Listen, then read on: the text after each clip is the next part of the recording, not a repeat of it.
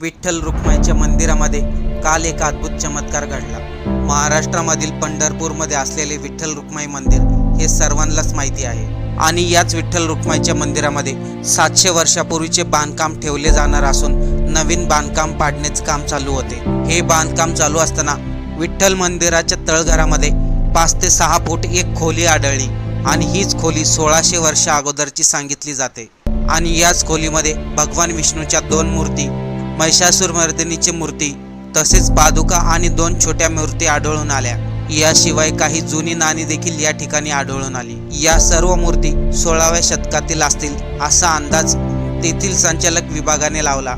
यामध्ये विष्णू भगवानची मूर्ती 6 फूट उंचीची असून त्याचबरोबर काही पुराणात्मक वस्तूही सापडल्या। तसेच तेथील संचालकांनी सांगितले या मूर्ती सर्व जुन्या काळातील आहेत, परंतु विठ्ठल रुक्माईच्या मंदिरामध्ये बसवलेली मूर्ती ही सर्वात जुनी मूर्ती आहे।